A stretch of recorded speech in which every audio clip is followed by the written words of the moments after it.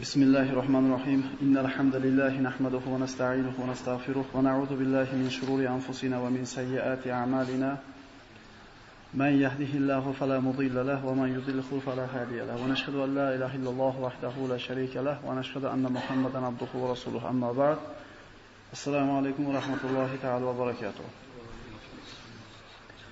Mana o'ncha kun burun va'da qilganimiz, mana shu rizq haqida, rizqqa taalluqli bo'lgan darslarni bugun birinchisini boshlagan bo'lamiz inshaalloh. Inshaalloh bu darslarda eshitgandan keyin agar Alloh bizni qalbimizga buni jo qiladigan bo'lsa, xotirjamlik degan narsa nima ekanligidan ozgina xabardor bo'lsak ajab emas. Alloh taolo Odam alayhisalomni yer yuziga tushirganidan keyin u kishini yer yuzida yashashligi uchun kerak bo'ladigan qonun qoidalarni Alloh taolo nozil qildi. Va ana shu qonunlar bilan yashashligi insonni hayotda xotirjam yashashligi va vafot etgandan keyin Allohning huzuriga borgandan keyin jannatga kirishligiga sabab bo'ladigan hukmlar edi. Alloh taolo bandasiga mehribon va bandasini qiylanishligini xohlamaydi. Ba'zi Alloh taoloning siz bilan bizga tushirgan hukmlari nazarimizda bizga mashaqqat, bizga og'ir narsaga o'xshab, biz uchun tushunarsiz tuyulgan bo'lgani bilan bu albatta bizning foydamizga bo'lgan. Buni misoli farzandi sariq kasal bo'lib qolgan ota yoki ona bolasini doktorga olib borib, qo'lini tutib beradi, doktor tomiriga igna sayadi. Bir marta tushib qolsa, xo'p, bo'lmasam tovoniga sayib ko'radi, hali boshqa yerga sayib ko'radi. Farzand ota-onasini qilayotgan ishiga tushunmaydi. Nimaga meni bunday mashaqqatga qo'yapti? Aqli zaif bo'lganligidan, hayotiy tajribasi bo'lmaganligidan bu yina sayishlik unga foyda ekanligini tushunmaydi-da, xohlamaydi. Agar ota-ona bolam qiynalmasin yina saylab qo'y deb qo'yadigan bo'lsa, unga yaxshilik qilgan bo'lmaydi, balki zulm qilgan bo'ladi. Bolasini halok bo'lishiga sabab bo'ladi bu narsa. Xuddi shunga o'xshagandek Alloh taoloning ba'zi bir hukmlari bizga og'ir botayotgan bo'lsa, qilishimiz og'ir bo'lib tushuna olmayotgan bo'lsa hikmatini, bu bizning aqlimizning noqisligidan boshqa narsa emas. Poyezd degan narsa bor. Vagon degan narsa bor, birodarlar. Vagonning ishi ana shungacha uchun yasab qo'yilgan ikkita relsga g'ildiragini qo'yib, oldidagi lokomotivga shunday ilashib olish, shu uni ishi. Agar mana shu relsda turar ekan, bu relsda kengayib ketgan joyi bo'lmaydi. Torayib ketgan joyi bo'lmaydi. Podyomi spuskasi bo'lmaydi. Uni ishi relsga ikkita g'ildiragini qo'yib, oldidagi osilsa, poyezd so'dirab ketaveradi. Bu rels Yevropada ham razmeri bir, birodarlar. Osiyoda ham bir, Qirg'izistonda ham bir, Yaponiyada ham bir. Alloh taolo payg'ambar sollallohu alayhi vasallam sizlarga ikkita narsani qo'yib ketyapman. Kitob va sunnat dedi. Kitob va sunnatga birodarlar, ana shu g'ildiragini qo'ygan singari relsga qo'yadigan bo'lsak oyog'imizni. Oyat hadis asosida yashaydigan bo'lsak, bu oyat hadis kengayib torayib ketmaydi. Podyon spuskasi yo'q. Payg'ambar sollallohu alayhi vasallamda yo'liga shuni ergashib turib, oyat hadis asosida yashar ekanmiz, bizning hayotimiz doim zo'r bo'laveradi. Mana bugungi boshlaydigan darsimiz mana shu aynan xotirjamlik, rizq, barakat degan mavzularni o'z ichiga oladi. Muqaddimasi haqida gaplashamiz ozgina, darsga kirishdan burun. Hozirgi kunda yer yuzida yashayotgan odamlarda aksariyati, balki hammasini o'ylantirgan bitta narsa bu rizq muammosi. Mana shu rizqini topib kelishlik yo'lida odamlar haloliga ham qaramay qo'ydi, haromiga ham qaramay qo'ydi. Rizq topishlik yo'lida inson ibodatdan tashab qo'yapti, qarindosh urug'chilar aloqani ham tashab qo'yapti, umuman odamgarchilikdan tashab qo'yapti. Ana shu rizq topishlik yo'lida ikkita og'ayni bilan sherik bo'lib tijorat qilyapti. Ozgina pul topgandan keyin xuddi shu rizqni deb turib, bir-biri bilan qiyomat diydor bo'lib ketyapti. Aka-ukalar ajrashib ketyapti, eshik talashib, otalariga tikki gapiryapti. Rizq o'zi nima?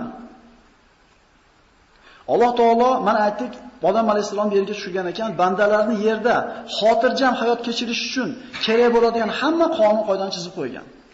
Shariat islomiy ham shunday bir mukammal nizomki, hojatxonaga qaysi oyog'i bilan kirib, qaysi oyoq bilan chiqishlikkacha bo'lgan mayda ishni o'rgatgan dinimiz pul topishni o'rgatmagan deysizlarmi? Qaysi tomoningiz bilan yotib, nimada buxlab turganda nima deyishingiz kerakligini o'tgan dinimiz ana shu pulni qayerga sarflashni o'rgatmagan deysizmi? Lekin ming afsus bo'lsinki, bizda din deganda faqat ma'lum bir rusumlar, ma'lum bir kalimalarda aytib qo'yishlik ma'lum bir vaqtda shu bo'lib qolgan. Din birodarlar, bozorda, din oilada, din hunarda, din o'qishda, hayotimiz din bo'lish kerak edi birodarlar siz bilan. Xo'p, rizq haqida nima deyilgan?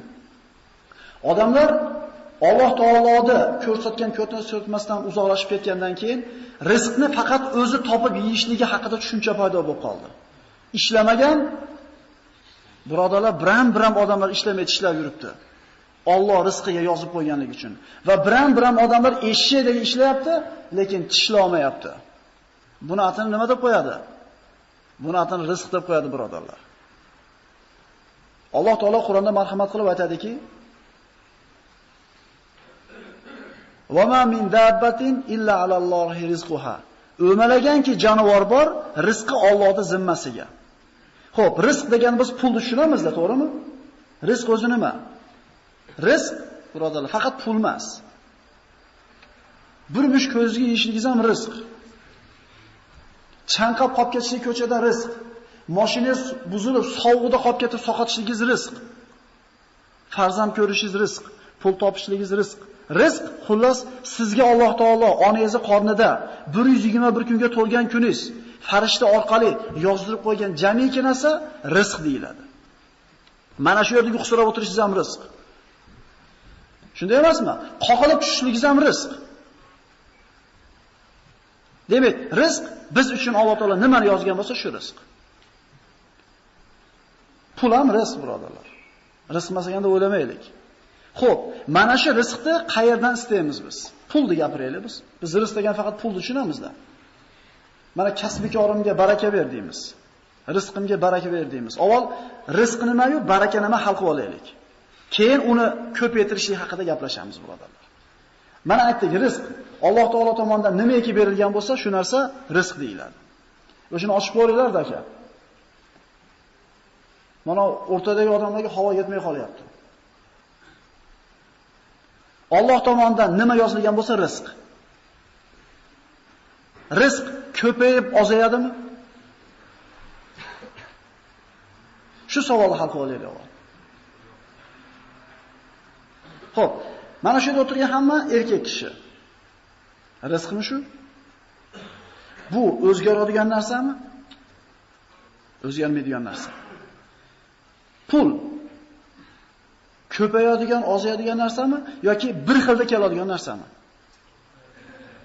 Men asl bo'lsinki, aksariyatimiz bu masalalarni hal qilib olmaganmiz o'zimiz uchun. Alloh taolo ana shu rizqni qayerdan istashlikni o'rgatyapti. Ana shu pulni, ana shu tirikchilikni, xotirjamlikni faqat puldan istaganlarimiz, topganimiz ba'zilarimiz bo'lmayapti xotirjamlik pul bilan. U aksincha ko'p bo'lgan sari g'am ham shuncha ko'p bo'lib ketyapti. Rizqni topishlikni Alloh taolo o'rgatgan. Shunday bir sabablarni ko'rsatganki, shunday bir yo'llarni ko'rsatganki, bizi shariat islomiyamiz agar shu sabablarda qoyim qilib qo'ysa, ko'p ham o'zini o'tdan cho'qqa urmasa ham kelishligini aytib qo'ygan. Ya'ni bir qattiqroq qatirilgan gayka bo'lsa, haligini bo'shatishga yo'li kuluch. Shundaymi? Kuluch bo'lmaydigan bo'lsa qo'lingizda ming xil yo'li bor. Ombir bilan urish mumkin, atyorkani qo'yib tosh bilan urish mumkin. Ming xil yo'l bilan bo'shatish mumkin, lekin yagona to'g'ri yo'l kuluchidir. Shunday bo'lsa siz bitta burasiz bo'sharib, lekin shu kuluchni yo'qligidan ming xil qiyinchilikka kirib ketamiz. Rizq degan gaykani bo'shatish deydi birodarlar. Kuluchi bor. U faqat bozorda emas. Bozor bitta sabab xolos. Agar shu sabablar Alloh ko'rsatgan, payg'ambar alayhisalom ko'rsatgan sabablarni zo'r qilib qo'ysak, ko'p ham qiylanmasa ham kelaveradi birodarlar. Biz topayotgan rizqni, qoringa to'g'ri topib yeyotgan nonimizni o'rmondagi bo'ri ham topyapti. Mana o chimchiqni teshiklik va kavedagi chimchiq ham topib yegizyapti bola chaqasiga. Ha endi biz odammiz, aqlimiz bor, konteynerimiz bor, hunarimiz bor desa chimchiqning nimasi bor? Bo'ri nimasi bor? Uni faqat harakati bor va Allohga tavakkuli bor. Fabutaghu indallohi rizqo wa'buduhu washkuru lahu ilayhi turja'un. Rizqni deyapti Alloh taolo. Bozordan, guzardan demayapti. Allohning huzuridan istaylar. Unga ibodat qilib, shukr qilib deydi. Alloh aytgandaqa yashasanglar deyapti Alloh, rizqinglarni yetkizaman. Boyaga aytayotgan mehnat, ozgina mehnat bo'lsa ham Alloh yetkizaveradi. Ming afsus bo'lsinki, birodarlar. Ana shu sabablarni bilmaganligimizdan buni men yo'qshaylar aytaymi? Nasos bilan kamerani ishiramiz u. Rosa ishigandan keyin ishlangani sug'ursak, pissatib qo'yib yuboradi havoda. Nima bo'lish kerak uning ichida? O'sha zalatniki bo'lish kerak. O'sha zalatniki yo'q bizda, birodarlar.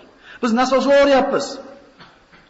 12 oy ishlayapmiz, 25 soat sutkasiga ishlayapmiz. Ishlangani shunday sug'urishimiz bilan pissatib chiqib ketyapti. Yana nasoslayapmiz, birodarlar. Ana shu tavakkul, taqvo, siylar rahim 8 ta dars keladi. Shu zalatnigini olaylik-da. 10 marta urib turib zalatnigini solib qo'ysangiz turaveradi, keyin yana 10 ta ursangiz 20 ta o'radi. Lekin men afsus bo'lsinki, ana shu yo'lini, texnikasini bilmaganligimizdan nasosni o'ryapmiz. Hayotimiz nasoslashdan nariga o'tmay qoldi. Namoz o'qimaysizmi desa, ishlarim ko'payib ketdi. Dehqonchilik qilishni olaylik. Hajga bormaysizmi? Uyimni bitkizib olaylik. Ibodatni surib qo'yapmiz-da, zalatnigida mana shu bitta haj, birodarlar. Haj ham rizqqa baraka keladigan ishlardan bittasi. O'sha zalatnigini o'rniga qo'ymayapmiz-da, nasosni o'ryapmiz, birodarlar. Rahmimizga, so'zimizga. Va ka'ayyin min dabbatin la tahmilu rizqaha Allohu yarzuquha va iyyakum va huwas samiul alim. Yer yuzida o'malaganki jonivor borki, rizqi Allohning zimmasiga deydi. Sizlarning rizqinglar ham Allohning zimmasida deydi. Xo'p, rizq deganda tushundik. Endi Alloh bergan shu rizq ko'payib ozayadimi yoki bir xil turadimi? Tabiiy ha deydiganlar ham bor, yo'q deydiganlar ham bor. Rizq birodarlar ko'paymaydi. Rizq ko'paymaydi. Unga faqat baraka so'rash mumkin. Rizq talqil degan tushunarli bo'ldimi? Alloh nima bergan bo'lsa rizq. Yaxshi kun ham, yomon kun ham rizq. Baraka nima unda? Baraka degani ko'p deganimi? Bizni shunaqa qo'yib qo'ygan. Ko'p bo'lsa yaxshi. To'g'rimi? 10 ta sotmang, 20 ta soting. 10 ta urmang g'ishti, 20 ta uring. Ko'p bo'lsa albatta nima? Yaxshi deymiz, shunaqami? Lekin men afsus bo'lsin, birodarlar, ko'p degani baraka degani emas. Yolg'on gapirib 100 so'm toping, rost gapirib 5 so'm toping. G'ish qo'yib topgan 5000 so'm g'ish purish puli bilan qimorvozni topgan 10000 so'mni solishtirib ko'ring. Farqi bormi? Ba'zida bo'ladi-yu, mehnat qilib, birodar bir mashina ko'mirini tushirib berib qo'yib, g'ishini tashib berib qo'yib 200 so'm pul topgan bo'lamiz. Haligi 200 so'm bilan chakana emas ishimiz tutib, yana bir 50 so'm qoladi cho'ntakda. Va ba'zida bir evolab dovdirab bir kelib qoladi 1000 so'm. Qayerga ketganini bilmaymiz, nima qilganimizni ham bilmaymiz. Baraka degani ko'p degani emas, shuni tushunib olaylik. Ko'pini quvurmaylik, birodarlar. Ko'p bo'lsa baraka degani emas. Baraka degani, agar misol bilan tushuntiradigan bo'lsak, bir inson chanqab keldi, odatda 1 litr suv ichsa chanqog'i qoladi. Uni normasi shunaqa edi. 1 litr suv ichsa chanqog'i qoladi. Endi agar Alloh taolo baraka bersa, 1 piyola suvga ham chanqog'i nima bo'ladi? Demak, baraka degani ko'p degan so'z ekanmi? Tatimli bo'lishligi degani. Tushunarlimi? Ko'p degani baraka degani emas. Ko'p ham yolg'on gapirib 10 ta sotmay 2 ta sotib qo'ying rost gapirib. Baraka shunda bo'ladi. Baraka nima? Bir qop un, 4 ta farzand, o'sha xotin, o'sha tandir, o'sha g'o'zapaya. O'sha bir qop un sizga 40 kunga yetar edi. Endi keyingi olgan o'sha uningiz endi 50 kunga yetdi. Nima, bir qop un ko'payib qolyaptimi? O'sha un, o'sha qo'l, o'sha tandir, o'sha g'o'zapaya, lekin qorinni to'yg'izishligi ziyodaroq bo'lyapti. Demak, ko'p degani emas bolalar. Tatimli bo'lishligi. Oyoq kiyim olasiz. Bitta birodar bilan bir xil olasiz, uniki tezroq tugadi, sizniki uzoqroq yetadi. Baraka shu ekan, birodarlar. Baraka degani ko'p degani emas ekan. Biz rizqimizga, birodarlar, baraka so'rashligimiz kerak bo'ladi. Havo og'ir bo'lyaptimi deyman. U hali 10 minut o'tmasdan uyqu surashni boshladi, birodarlar.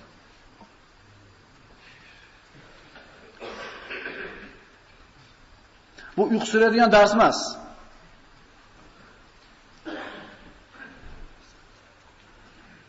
Xo'p, kasb-bekorimizga, rizqimizga nima so'raymiz ekan? Ehtimol berib qo'ygandir barakani Alloh. Faqat uni biz nimaligini bilmaganligimiz uchun ko'ra olmayapmiz. Bor sizning yuzda o'sha narsa. Siz o'sha deylik patinki ustasiz, o'sha yamoqchiligingizni qilib bola chaqangizni boqyapsiz, yon boshdagi bitta odam halol qaramasdan qarayapti, u ham bola chaqasini boqyapti. Barakot degan narsa ko'p degani emas. Demak, rizq hal qildik, barakani hal qildik. Mana ana shu rizqimizga baraka kirsa, birodarlar, qalbimizda xotirjamlik paydo bo'ladi. Xotirjam bo'lib qolasiz. Un qimmatlayapti, hammani tilida shu unni qimmatlagani, yog'ni qimmatlagani, nonni qimmatlagani. G'ammi? Bugungi mavzuyimizga o'tamiz. Tavakkul degan bob. Agar yetmasa 2 bo'lamiz darsda. Tavakkul degani nima degani? Hayotda beg'am yashash mumkinmi? Aqli joyida odam. G'am qilmasdan yashash mumkinmi? Aqli joyida odam deyapman.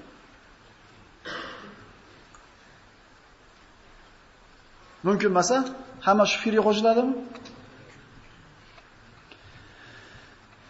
Eslaylik-da, hammamiz mana shu yerda cho'ntagimizda qancha pulimiz bor, yo'ligimizdan qat'iy nazar bir yoshligimizni eslaylik-da. Zo'r hayot bo'lgani, beg'am hayot bo'lgani, shoh ham, gado ham nima qilar ekan? Yoshligini qo'msar ekan. Nimaga desangiz, g'am bo'lgan emas.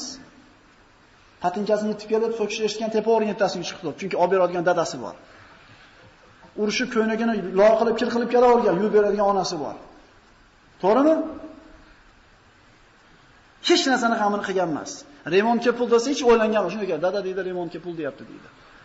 Nima dardi bo'lsa shakilda dadasiga aytgan, dadasi hal qilib beravergan, xotirjam hayot bo'lgan, eslaylar hammamizda. Shunaqa yashash mumkinmi katta bo'lgandan keyin? Hech o'ylanib ko'rganmizmi shuni?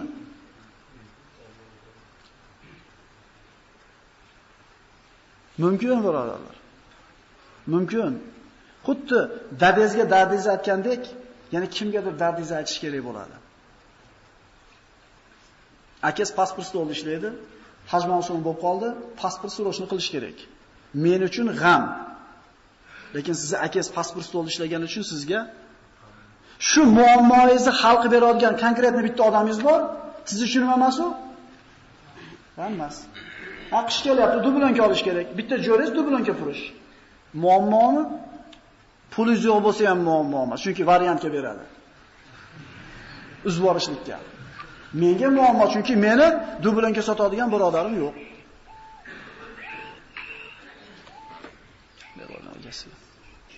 Aytmoqchi bo'lganim, sizni muayyan bir muammoingizni hal qilib beradigan bitta odamingiz bo'lsa, shu muammo sizga nima emas?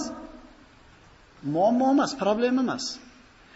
Mana yosh bolalik paytimizda hamma problemamizni otamiz hal qilib bergan, suyanchig'imiz bo'lgan, biz uchun g'am bo'lmagan. Hayotda katta bo'lganda shunday yashash mumkinmi? Qanaqa mumkin? Mana shu tavakkul haqida gaplashamiz. Allohga tavakkal qilgan el na talqonni, na qalqonning g'amini yer degan ekan So'folloh yor. Shu tavakkul haqida gaplashamiz. Nima u tavakkul? Allohga tavakkal deymiz. Nima tavakkal deydi? Aksariyat odam tavakkalda, otni baylab tavakkal qilishdi deydi. Xo'p, to'g'ri, o'sha tavakkal nima siz bilmaydi. O'sha bilmaganligimiz uchun qiylanyapmiz, birodarlar. Bilmaganligimizdan hayotimiz mashaqqatdan chiqmayapti. Tavakkul bu boyaga aytganimizdek suyanish. Mana bir qancha esi bor odamlar masjidga joylashayotganda ustun tagiga o'tirgan, ana shu suyanishlikni hisobini olgan. Mana suyanmayotganlarda beli tolyapti. Lekin suyanib olgani beli tolmayapti. Hayotda xuddi shunaqa birodarlar. Hayotdagi g'am tashvishlarini Robbisiga topshirib qo'ygan odam go'yoki devorga suyanib o'tirgan odamga o'xshaydi. Endi g'amini Allohga topshirishga aqli yetmagan odam xuddi devorga suyanmay, o'zini yukini o'zi ko'tarib beli tolgan odamga o'xshaydi. Birodarlar, beg'am yashash mumkin. Bitta g'am bilan yashash kerak faqat. Allohni rozi qilishlik g'ami bilan. Alloh taolo aytayapti, meni rozi qilishlik g'ami bilan yashagin, hamma muammoy meni zimmamga hadislarda kelyapti. Lekin topshira olmayapmiz Allohga g'amni. Va man yatawakkal alallohi fa huwa hasbuhu innalloha balighu amrihi qad ja'alallohu likulli shay'in qadra.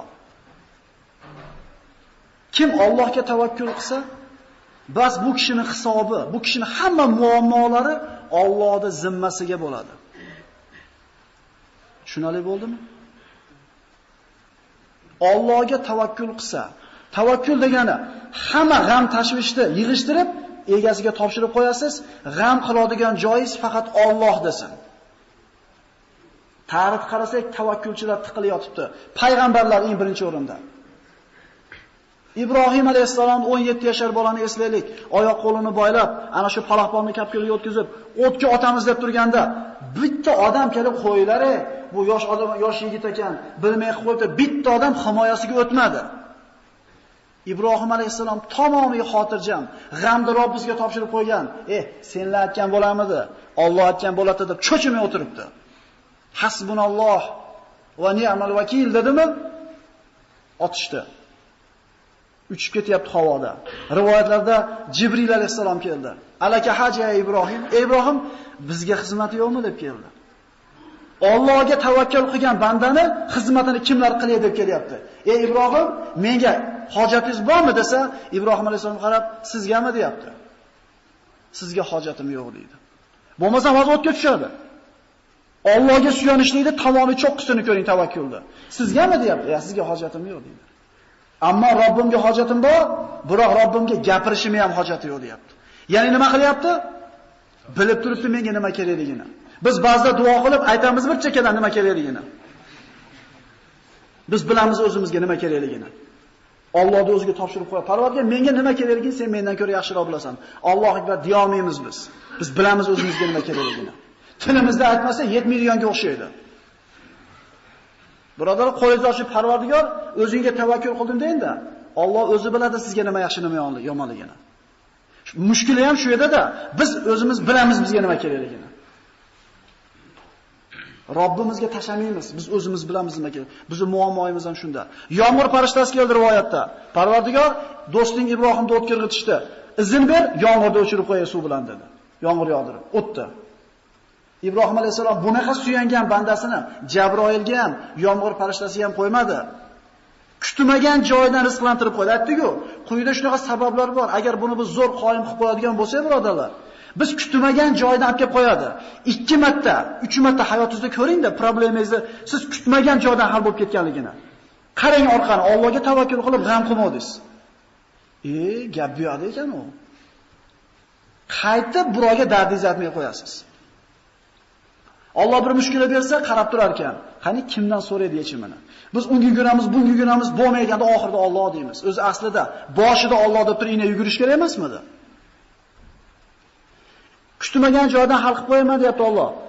Kuydirish kerak bo'lgan o't jannatda bog'iga aylanib qolmadimi Ibrohim alayhisalom uchun? Sizni boshingizni tupikka tiqadigan odam yechim bilan keladi o'zi aslida. Tushunalingmi? Biz shunga ishona olamizmi? Biz ishona olamizmi? Tavakkulchilarning ustozlari, payg'ambarlar. Musa alayhisalom 600 mingta yahudiyni yetalab dengizni bo'yiga borganda Firavn orqadan ko'rindimi? Inna mudrakun dedi yahudiylar. Bo'ldi dedi, Firavn yetib keldi orqadan. O'sha zamonda eng kuchli armiyasi polni vorovjonni keldi orqasidan. Qirib tashlash uchun keldi. Cho'chishdi yahudiylar. Bo'ldi, pishdik dedi. Ibrohim Musa alayhisalom kalla inna ma'i robbi sayahdi yo'q dedi. Robbim men bilan albatta yo'l ko'rsatadi dedi. Deyishiga nima dedi Alloh? Asoyiz bilan dengizni kutuvdimi shu muammo shunaqa hal bo'lishligini? Kim o'yladi dengiz yorib o'tishni? Musa alayhisalom o'zi ham o'ylagan emas edi. Faqat g'am qilmadi. Men Alloh aytgandaqa yashay, Allohga suyaning, Alloh yo'l ko'rsatadi dedi. Dengiz yorib chiqib ketdimi? Birodarlar, tavakkal qilgan kishilarning tarixda minglab misolini topsa bo'ladi. Biz o'zimiz qila olamizmi shu ishni? Biz bunday qaraymiz. Men bu mashinani tekis qilib qo'yib beraman deysiz. Javob deysiz.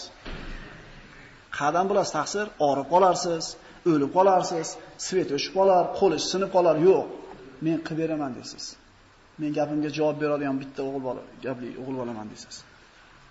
Ismoil alayhisalomni men sizni so'yaman nima deysiz desa, inshaalloh sabr qilganimni ko'rasiz deyapti. U bitkizib beraman deb, prosta chidab beraman deb o'zida bor sifat, sabr. Inshaalloh sabrli ekanligimni ko'rasiz deb o'zidagi sifatni ham kimga yopishtiryapti? Ishonishmagan ular o'zlariga. Akasiga ham, dadasiga ham, qaynotasiga ham ishonmagan. Ular Allohga suyangan ular.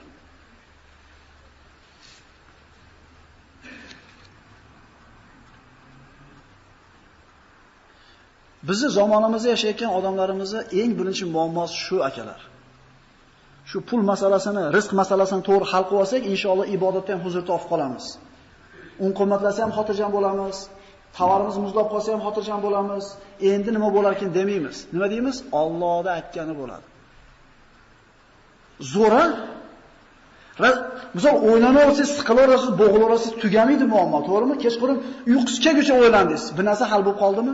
O'zingizni nervingizni kemirgan qoldingiz. Ertaman turdingiz, problema yana turibdi. Yana siqilasiz. Agar siz boshida Allohning aytgani bo'ladi, Parvardigor, men faqat o'sha muammoda hal bo'lishi sababini qilib qo'yaman, natija seni qo'lingda deb qo'yganimizni bilasizmi? Qanaqa xotirjamlik bo'lardi. Ya bo'ldi, xotirjam bo'ling, men qilib beraman, uka, desa bitta odam. Hali ishingizni. Hali pasportni stolda akasi bor, oshingiz keldi, bo'ldi, men qilib beraman, olib keldi, pasport oldimi? Xotirjam bo'lib qolasiz.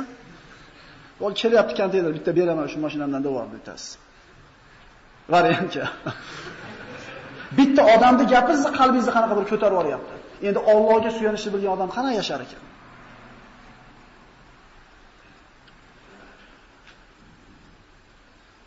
Rasululloh sollallohu alayhi vasallam aytadi: "Law annakum tawakkaluna ala Allohi haqqa tawakkulihi la ruziqtum kama tuzaqut tayr taqdu himasan va la taruhu bitona."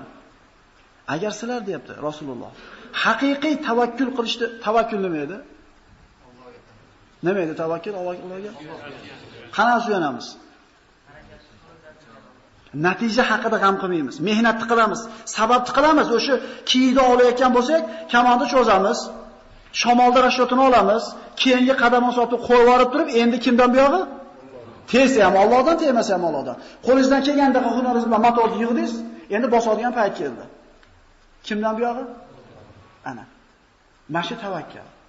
Natija haqida g'am qilmaslik. Mehnat qilinadi, lekin natijasi haqida siqilinmaydi. Agar sizlar deyapti Rasululloh, rosakamiga tavakkul qilishni bilganinglarda, sizlarni qorningizlarda Alloh taolo xuddi qushni qornini to'yg'izganda to'yg'izib qo'yadi deydi. 3 yil bo'ldi, 1 metr qor yog'di. Qushlar qirilib ketdi machidan. 1 metrda o'yib kira olmasdi ular. Butun yer yuzini bosdi, mana o'sha viloyatini bosdi deb o'sha 1 metrlik qor. O'lib qoldimi qushlar? Endi nima bo'lar ekan? Bu deb bo'lmabdi bu yil. Endi nima qilamiz? Non 10 so'm bo'pti. Birodarlar, agar ishonaring, agar rizqingiz bo'lsa o'lmaysiz, yashayverasiz. O'lmabsizmi demak, rizqingiz bor. Qaranglar, qancha bir uzoqlashib ketganmiz tavakkul degan narsadan. Qush albatta ertaman qonni och uchib chiqib ketar ekan, kechki payt albatta qonni to'q qaytar ekan. Bu mo'jiza bu birodarlar. Bu aytdim, ularda konteyner yo'q qushlarda. Hunari, tijorati, hech narsasi yo'q. Uni faqat qanoti bor. Shu sababda qanotda qoqib uchib chiqib ketadi, Alloh albatta beradi. Biz ham o'sha oyog'imizni bosib chiqamiz ko'chaga Allohga suyanib, Alloh albatta nima qiladi? O'zim hayotimda sodir bo'lgan narsa. Bozorda turganimda pista olib kelayotgan bir arava yo'lidan chiqib ketdi-da, qopi chachilib ketdi. Qopini eng tagidan bir aravasiga ilashib qolib turib, bir yarim kilosha pista to'kildi. Pistani egasi arava kashni so'kdi, qarab turibman, men guvohman shunga. Yerdan qolgan pistani yig'di. Yana qanaqa qopni tagidan yirtildi. Agar tevasdan tushganda, endi tevasda turganda tushishi mumkin bo'lsa ham ustidan tushishi kerak, lekin tagidan tushmas edi, shunday emasmi? Hali odam ketdi, 5 minutdan keyin qarasam, subhanalloh, 4 ta michcha rizqini teryapti hali yerda. Qoptaga tushgan pista donalari. U to'kilish kerak emas hech qachon, chunki tayda qopdi. Lekin Alloh birodarlar, shu mishchalarni rizqini rizq qilib yozib qo'ygan ekan, shu 4 ta 5 ta pista donasiga qoldi kelib terib ketyapti. Ana shu qushlarning rizqini bergan Alloh siz bilan bizga rizqimizni bermaydimi? Birodarlar, xotirjam bo'laylik. Mehnat qilaylik, harakat qilaylik, natija haqida g'am qilmaylik. Tushuntira olyapmanmi?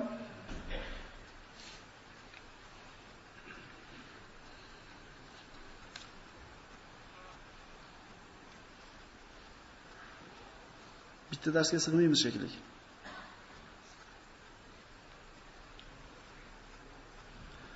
Tavakkul bu iymonning sharti. Fa alallohi va tavakkalu in kuntum mu'minin. Alloh taolo aytayapti, agar sizlar rost mo'minman desanglar, rostdan musulmon bo'lsanglar, Allohga suyaninglar deyapti. Bu degani Allohga suyana olmayotgan bo'lsanglar, iymoninglarni nima qilinglar? Tekshirib qo'yinglar bir qator. Musulmon odam Allohdan boshqaga suyanishi, Allohdan boshqaga ishonmasligi kerak.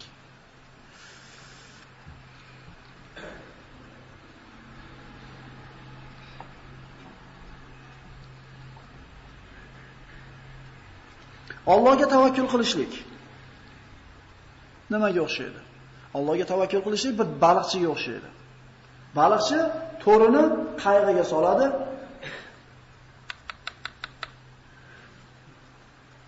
Balig'i bor deb gumon qilgan joyga boradi, to'rini tekis qilib yayib qo'yadi. U shart tashavormaydi, Alloh yozgan bo'lsa chiqar demaydi, u sababini qiladi. Tekis qilib yayadi, qayg'i borib endi nima deydi?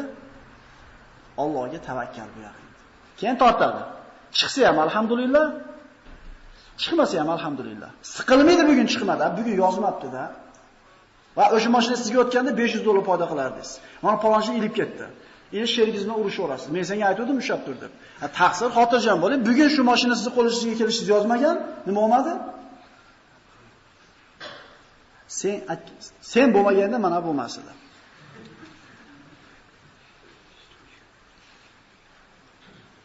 Tavakkul mana shunday narsa ekan, birodarlar. Ali roziyallohu anhu kunlarda birida ana shu urush bo'lib turgan paytlarida hujrasiga kirib ketsa, yonidagi bir hamrohlari, bu Alining dushmanlari bor, biror bir tajovuz qilib qo'ymasin, kelinglar qorovulchilik qilamiz deb eshik tagida qorovulchilik qilib turishibdi. Ali karramallohu vajhiga chiqsa, eshik tagida qurolli odamlar turibdi. Ha, nima turibsizlar? Ha, sizni qo'rg'ilyapmiz. Kimdan qo'rg'ilyapsizlar? Samo ahlidanmi? Yo yer ahlidanmi desa, nima? Ya Amirul Mu'minin, bu sizni samo ahlidan, farishtalardan qanaqa qilib himoya qilamiz? Albatta yer ahlidan himoya qilyapmiz desa, agar samo ahlida yozilgan bo'lsa, menga musibat yetishligi. Sizlar meni himoya qila olmaysizlar. Agar yozmagan bo'lsa, nimadan himoya qilasizlar? Bir olim aytgan ekan, yozilmagan narsadan nimaga qo'rqay? Agar yozilgan bo'lsa musibat, qayoqqa qochay degan ekan. Tushunalingmi? Burningizni sinishini yozgan bo'lsa Alloh taolo, ko'chaga chiqib mushlashib sindirib kelgan bo'lsangiz, siz men mushlashgan uchun sindi demang. Demak, uyda turganingizda shu yugib kelib bir boringiz chig'anog'i tegib ham burningiz nima bo'lar ekan? Sinar ekan. Rozi bo'laveringlar. Allohning bergan kuniga faqat nima bo'lish kerak? Rozi bo'lishlik kerak. Yarim soat bo'lib qoldi. Ali roziyallohu anhu Yahudiyning uyida ittifoq bilan bog'dagi xurmolarni sug'orib berishlikda ittifoq qildi. Ya'ni faraz qilaylik, quduqdan olib chiqib bir paqa to'kkan suviga 2 dona xurmo beradi. Ali karamallohu vajhi quduqdan olib chiqib suvni sug'ordi, bir qancha xurmo daraxtlarni sug'organdan keyin Yahudiyning bog'ida bir hovuch xurmoga yarasha yetdi. Ya'ni bir kunlik xotin bola chaqasi bilan yeydigan ovqat bo'ldi. Paqirni sharg'itdi, ber haqini dedi. Yahudiy hayron bo'ldi. Tugatmadingmi ishni hali? Tugat desa, men sen bilan bog'ni tugatishlikka dogovor qilmaganman. Paqiriga ikkitadan gaplashdik, ber xurmoyim. Bugunga yetadi deydi. Biz 5 yil, 10 yilda rashodini olamiz-ku. 10 qop un olib qo'yganlar yo'qmas ishimizda. Birodarlar, Alloh biladi, uni kuya yeydimi, o'g'ri oladimi, o't ketadimi, nasib qilsa yeysizmi? Ertagacha, ertaga Xudo podsho deydi. Tavakkulni qarang. Bir dona narni ko'tarib keladi Ali karamallohu vajhi. Bir dona. Shu bilan tugasa ham bo'laveradi o'zi. Fatima onamiz ona degan xolaganaga, eshit xolaganaga qarang. Kim bular? Birodarlar, faqrona hayotda biz yomon narsa deb bilmaylik.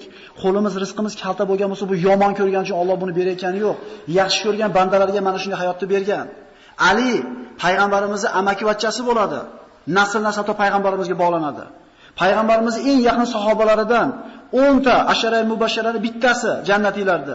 Payg'ambarimizga kuyov, jannat yigitlarining sayyidlari bo'lgan Ali, Hasan va Husaynlarning otasi, yer yuzida yashab o'tgan eng komila ayolda 4 ta ayoldan bittasini eri bo'lgan Ali kambag'al bo'lgan, lekin rozi bo'lgan hayotidan. O'shuning uchun zo'r yashagan ular. Bir donorga qurib yetib, bir donorni ko'tarib kelsa, yo'lda bittasi Alloh uchun xayr qiling deydi, shab beradi. O'rniga qo'yib beraylik biz o'zimizni. Biz aqlimizga sig'maydi, chunki biz aqlimiz sig'dirmaydigan bo'lib qolgan bunaqa narsalarda. Har xil narsa bilan to'lib qolgan biz aqlimiz. Uyga keladi, olib keldingizmi desa, Alloh yo'lda bittasi xayr qiling deb berib yubordim dedi. Mana ko'ringlar birodarlar, bugun Fatima onamizni onor yeyishini Alloh taqdir qilgan bo'lsa, onor yeydi. Agar onor yeyishini taqdir qilmagan bo'lsa, yemaydi. Nima bo'ldi ona? Yo'q bo'ldi.